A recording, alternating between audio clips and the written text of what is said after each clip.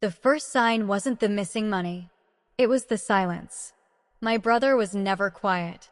He moved through life like everything was already his, loud opinions, louder plans, always talking about the next big move he was going to make. Even when he had nothing, he spoke like he had everything.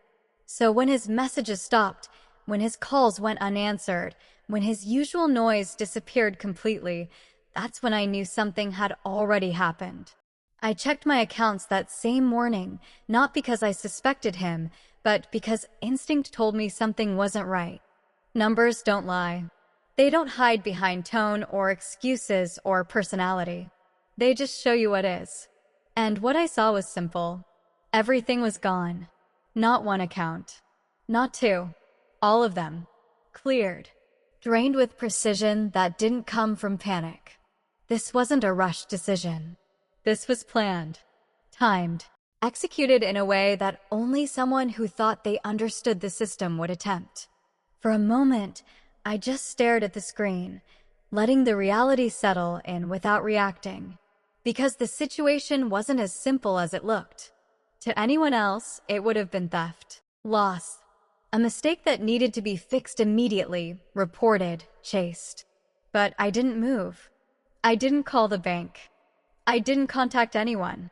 Because I already knew something he didn't. Those accounts weren't clean. They hadn't been for months. What looked like savings on the surface was actually something else entirely underneath. Structured.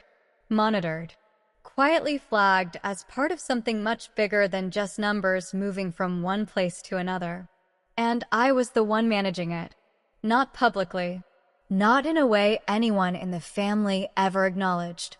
But officially, legally, and most importantly, carefully. I had been working with people who didn't make mistakes. People who didn't guess. People who watched patterns, movements, decisions. People who didn't need announcements to know when something had changed. And something had just changed. I leaned back in my chair, phone in hand, looking at the empty balances again, not with panic, but with clarity. Because this wasn't the moment everything went wrong. This was the moment everything became visible. He thought he had taken money. What he had actually taken was attention. The last time I saw him, he had been talking about getting out. Not in a serious way, not with any real plan, just the usual version of ambition he liked to perform when he felt like he needed to prove something. Beaches, freedom, no responsibilities. The kind of life that sounds impressive when you don't understand what it actually requires. At the time, I didn't respond. Because I didn't need to. People like him don't listen to warnings. They listen to outcomes. By the afternoon, I had already received the first call. Not from him. From someone else. Calm. Direct. Professional.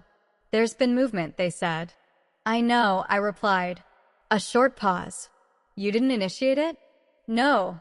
Another pause. Longer this time. Understood. That was all. No panic. No urgency. Just confirmation. Because now, what had been quiet was active. I didn't spend the rest of the day chasing anything. I didn't try to track him. Didn't try to recover the money. Didn't even try to understand where he had gone. Because I already knew how this would end. Not exactly when. Not exactly where, but how. 2 days passed without a word from him. No messages. No updates. No signs of the confidence he usually carried into everything. If this had been a success, I would have heard about it immediately. He wouldn't have been able to stay quiet. He would have called, bragged, made sure I understood exactly what he thought he had accomplished. But there was nothing.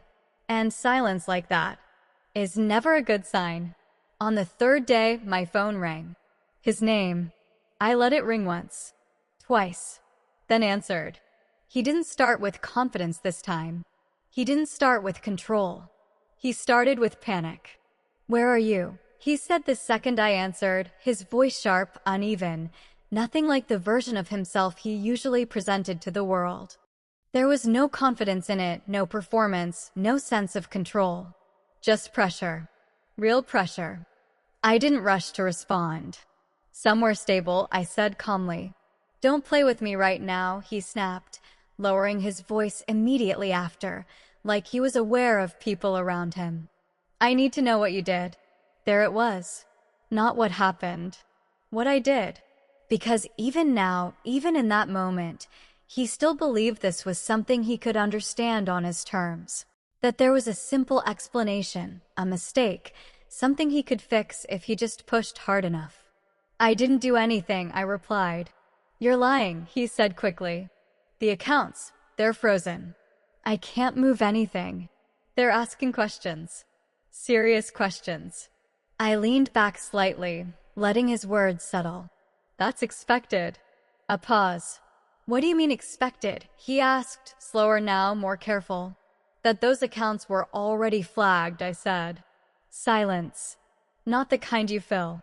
The kind that fills itself. Flagged for what? He asked finally, but his voice had changed again. Less aggressive. More uncertain. For an investigation, I replied.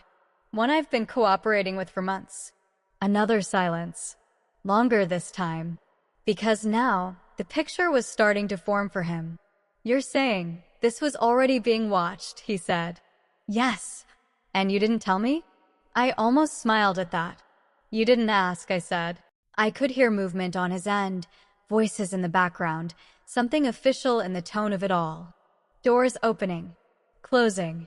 The kind of environment where control disappears quickly. I need you to fix this, he said, his voice dropping lower, urgency replacing everything else. Just call someone. Explain it. Tell them it was a mistake. No, I said.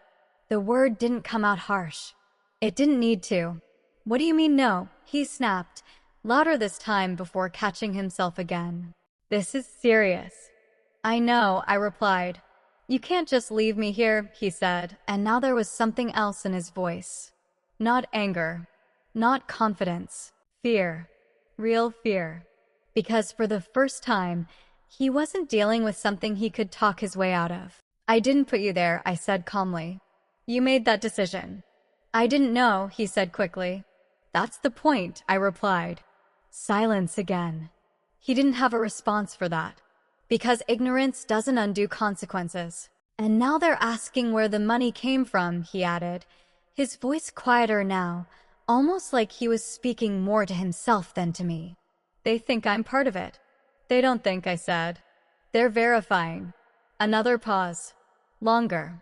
He exhaled slowly, the sound of someone realizing something too late. So what happens now? He asked. I didn't answer immediately. Not because I didn't know, but because he needed to sit in that question for a second. They follow the trail, I said finally. And right now, you're at the end of it. No response. Just breathing. Heavy. Uneven. Because now, the reality had fully caught up to him. He didn't steal money. He inserted himself into something much bigger than he understood. He didn't escape. He stepped directly into the center of it. I thought. He started, then stopped. I didn't help him finish. Because whatever he thought didn't matter anymore. You wanted the lifestyle, I said calmly. Now you're dealing with everything that comes with it. That's not fair, he said, almost automatically. Fair. I let that word sit for a moment. Then said, neither was taking something that wasn't yours. Silence again. But this time it stayed. Because there was nothing left to argue. Nothing left to justify. Nothing left to control. I'll call you later, he said finally, his voice lower now, quieter, stripped of everything it used to carry. I didn't respond. The line went dead. I set my phone down slowly, not thinking about what he was dealing with in that moment, not imagining the questions, the pressure, the realizations settling in around him. Because I didn't need to. I already knew how it worked. He thought he was taking control. He thought he had found a shortcut. He thought he had outplayed something he didn't even understand. But in the end, he didn't just take the money. He took the responsibility that came with it. And responsibility is something you can't transfer back.